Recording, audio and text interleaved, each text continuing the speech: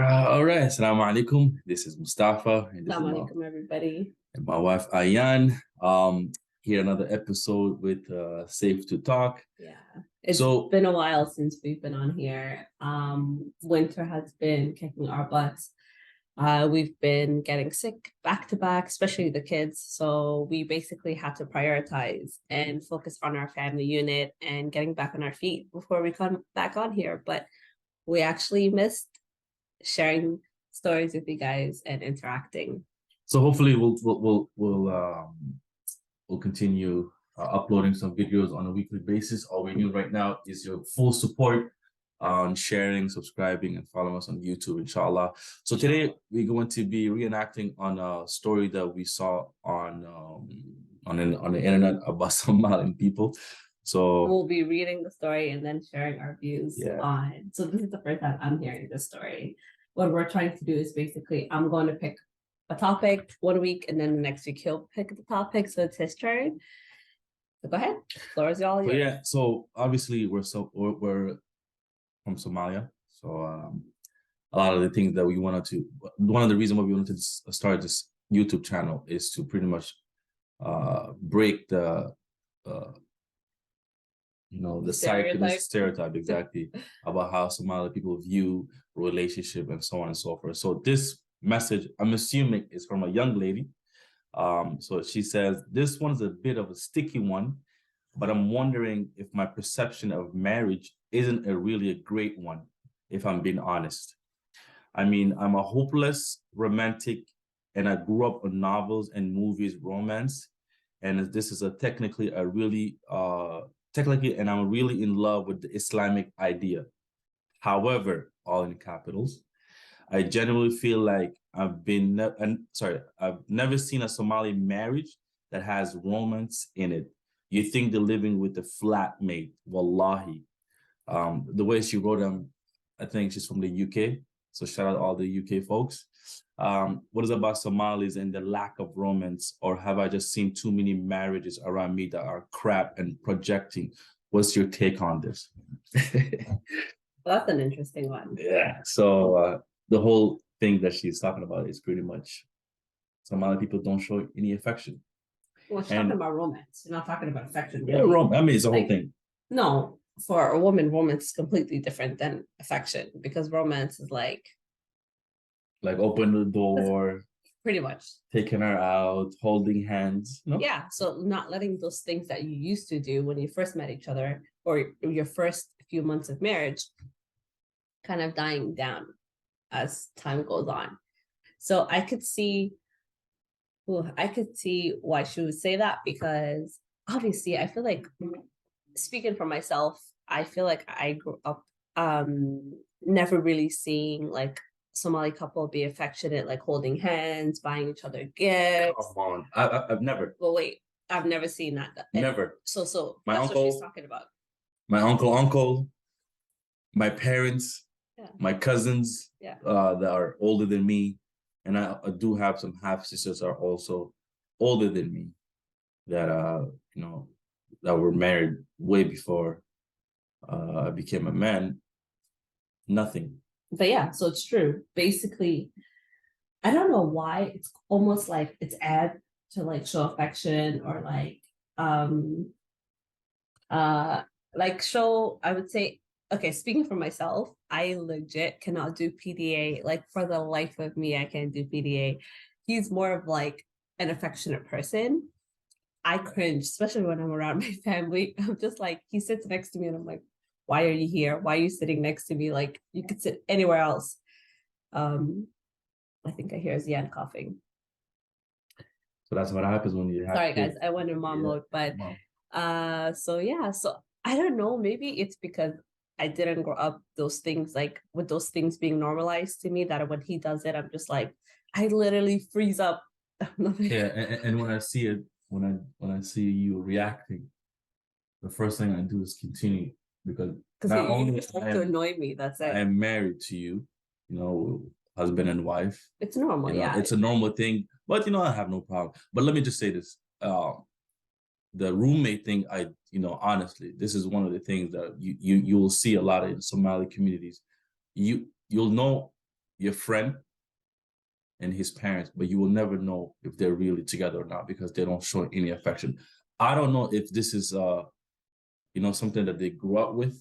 I didn't grow up with, but I definitely do not want to. So what made you, even though you've never seen it firsthand, you've never seen couples like your aunt or uncle or your parents be affectionate towards each other, what made you kind of want to like be openly affectionate, I guess? Because I'm okay with at home and with the kids. I'm just not okay with outside of that.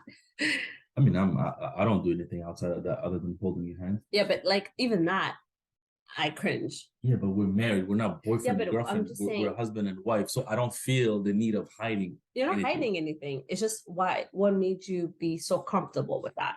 Like how were you able to? It never bothered me. It never bothered me. And that's just because I didn't see, my parents do this or my uncle and aunt do that.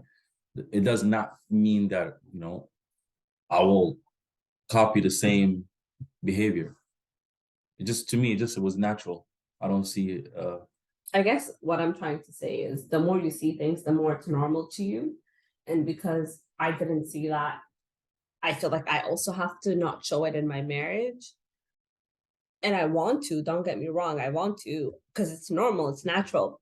Like I do want my kids to see that and grow up with that, knowing that, oh, like our parents can show affection and like really truly show how much they care about each other. And kind of take that on into the world as they grow up. But anytime I'm around my family, I am a little girl all over again. And I'm just like, wait, who are you? Why are you here? Leave. She can't sit, even if she sits beside me on the couch, she's like a couple of inches away from me. And I'm like, what are you doing? It's like, for me, I don't react until I see that you're acting. But I also think you're overly affectionate.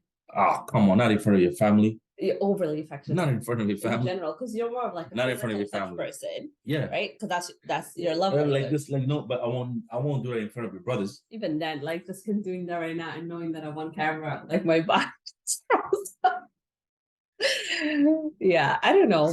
So it does really, like I could understand where she's coming from with the idea of like, it's like a romance. It's like a roommate type of thing. And I feel like maybe this is the story for another time, but I never really saw myself marrying a Somali guy. You know what I mean? So I think it was because of that. I just never believed that Somali like guys were like gentle and gentleman like. Yeah, for sure. No, but because of my experience and what I've been around and what I've seen, right? It's not really so much stereotyping. It's just based on my experience. I've never seen someone get flowers for no reason. I've never seen the gift giving for no reason. So that whole idea of romance didn't exist in a Somali community, in a Somali household for me.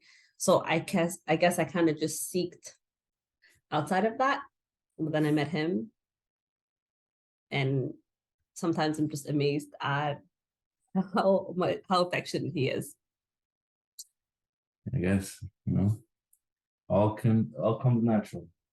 I'm not trying. So anyway, so that's pretty much the story.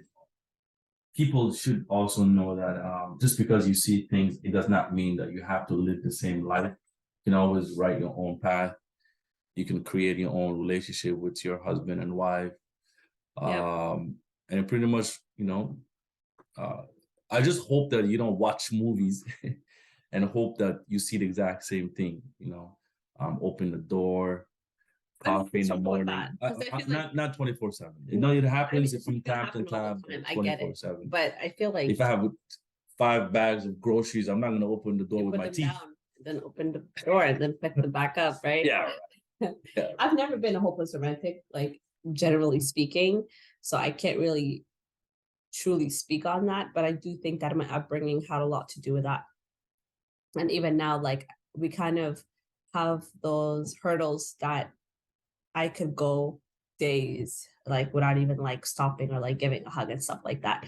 But because of him, I'm more mindful of it, and I'm more like, okay, well, I should do this or I should do that, and that helped bring out that side of me that I guess I didn't really know was there. That was so cheesy, but yeah. Guys, do whatever you think that's best for you and your, relationship. Don't just listen to others and have don't those follow. hard conversations. Yeah, I feel like it's very, very important for you guys to be open about those conversations. Like, because we did have a conversation. Yeah, we and did. I feel like, why am I the only one Chasing you, chasing pretty you, much. you know what I mean? But I kind of understood. I'm the So we did the leader. Yeah. So we did let's not talk about that. Let's not talk about that. We did the love language test, and I feel like that helped me a lot. So there's like 5 different love languages, and everybody has like top 1.